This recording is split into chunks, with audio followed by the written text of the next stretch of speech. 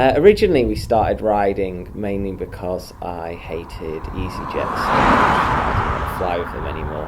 And then it kind of developed into a sort of tribal thing to attempt to get out there a different route and test ourselves and the products, and generally just do something that's really authentic and quite good fun.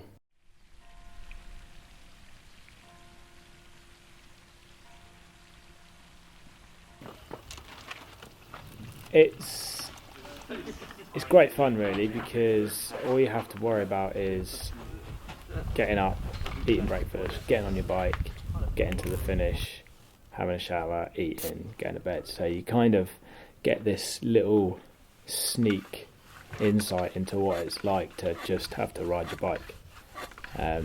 We have a support van, we're all riding together, and we've got different kit to try out, so it's quite a privilege to be able to ride and just focus on riding really.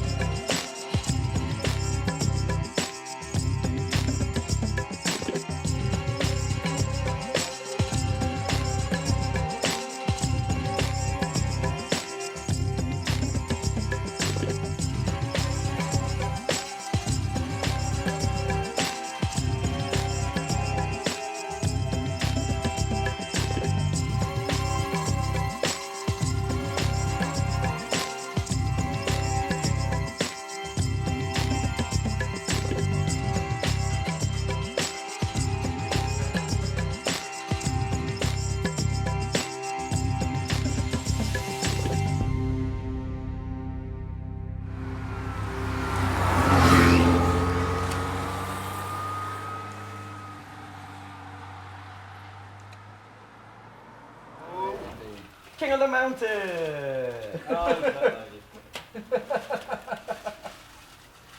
End of day 3, when Joel wanted to do 21 hour, and him and Stu sat on the front for the last hour, that hurt. It really did hurt, but you know what, by the end of the day, I felt really good. Yeah, it was just nice to sit down, kick back. It was normally nice and sunny and warm, so last little bit of sitting in the sun really, but it was good. It was nice to get there and have a little bit of chill out time.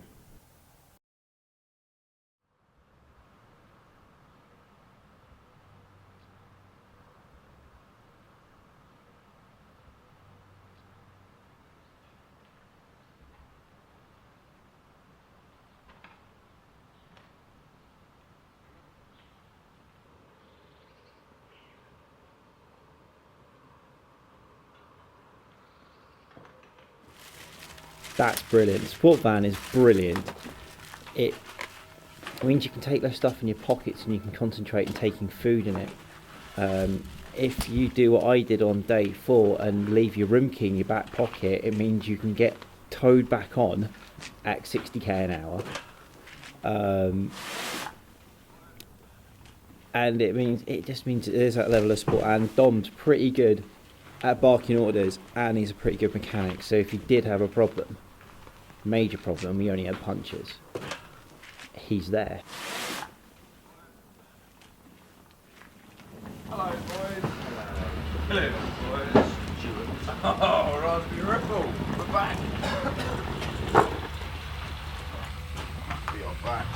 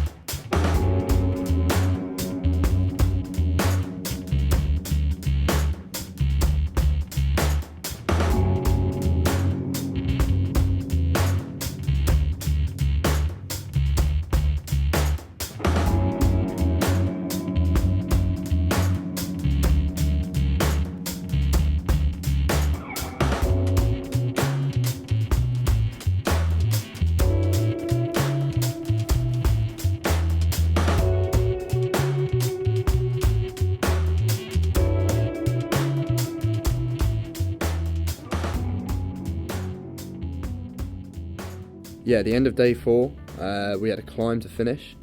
It was a col, the first col for some, and I guess you could say the race was on.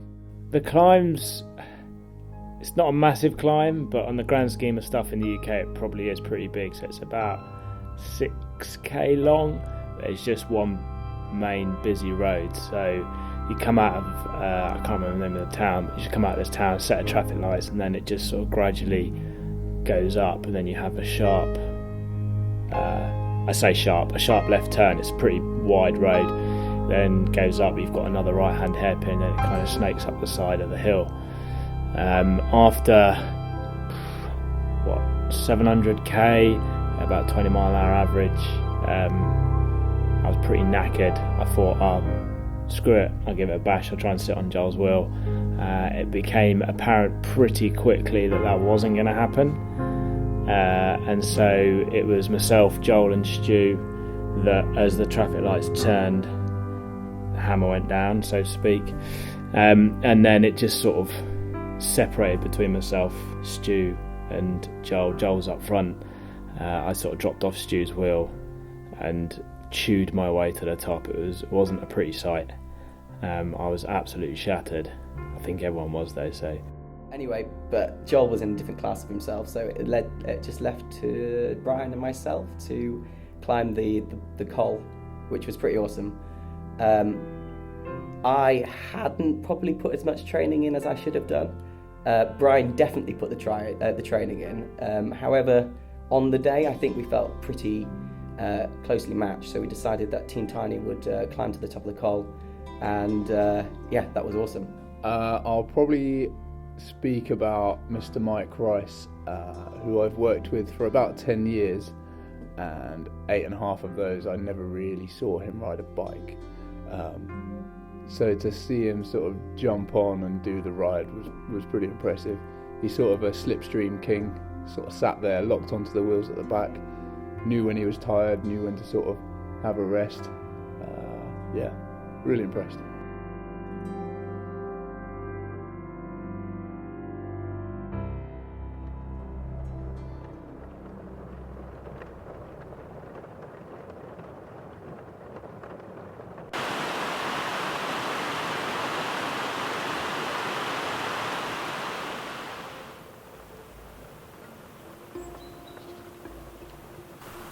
It's got bloody... So it's just from there to there, isn't it? Yeah, it's 10k. I mean, you can detour around it, but it's not a long... But that's the road that we'd be on normally anyway. 500 and the 317, so I'm like, it's going to be fine. Yeah. But if we look at... The thing is, the real advantage is it's also 10k shorter. Yeah, so the weather forecast for day 5 was awful. So I decided to have a look at whether we could do a different route. Every year we've gone the same route over the Black Forest, and I was conscious that there were 2 climbs, and that particularly last year we had an absolutely awful time getting over the second climb. It was some of the worst weather I've ever ridden in. So with that in mind, I had a look to see if we could reduce it to 1 climb, the goal being to spend less time above 1,000 meters altitude. And then we decided to ride together as a group to keep it a bit safer rather than race up the 1 climb. It actually worked out really well. It was quite a nice route and it was a bit different to normal, and it definitely protected us from the weather. yeah, so that, I think because it was a much more leisurely pace, it was quite, it wasn't really steep in any places. It was quite a steady old climb. It was long, but never got steep in the slightest. So that was just a leisurely pace. The weather was horrendous going up that climb. Got really bad towards the top, and because the pace is a little bit lower, a few people sort of felt the cold, which was quite noticeable.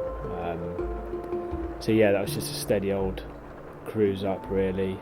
Dom managed to stop the van just before the top. The air was thin at the top of the mountain. We stopped to hand out layers and restock water. You could tell that the battering from the weather was really getting the guys down, really taking its toll. Morale was at an all-time low. it was horrendous weather, super wet, and I thought, you know what, I've got about 3 or 4 pairs of gloves, so every time we stop I'm going to change my gloves because I get cold hands. So got to the van, obviously eat, have something to drink. I faffed about my bottles for a bit too long because Dom decided to buy sparkling water. So sparkling water and energy drinks don't mix at all. So I faffed around with that for ages, gave up on that and just put water in my bottles. And then I went to put my gloves on, completely forgetting that because they're a 2-layer glove, the inner layer is sort of separated from the outer layer. So as I put my hands in, they just didn't go in, and they're quite small gloves anyway. So I was there faffing about for a while. I wasn't worried about catching the guys, purely because I knew they'd go at a leisurely pace. And it was quite nice because I kind of got to warm up a little bit. But as I left the van, the top of the climb was only a kilometre away, turned off right, it kind of started to go down, and then it started to rain really hard. And the rain hurt quite a bit on my face. So then came to a junction, and luckily I just caught up with them then, so it wasn't too bad.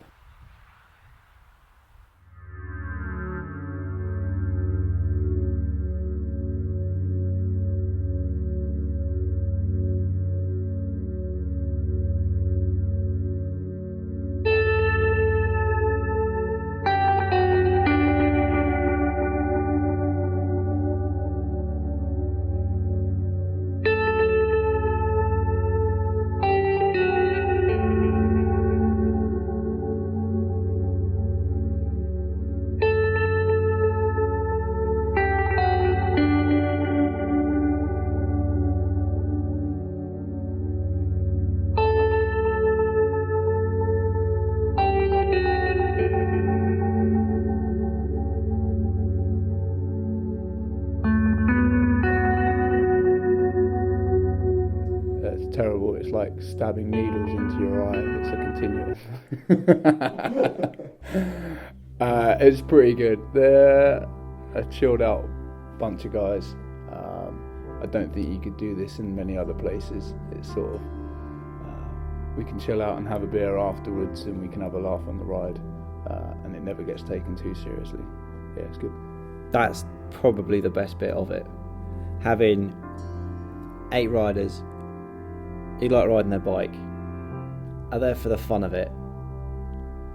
It's cool. It's just, that's a sort of, I've never done that. I've been riding bikes since I left school, so 15 years ago. So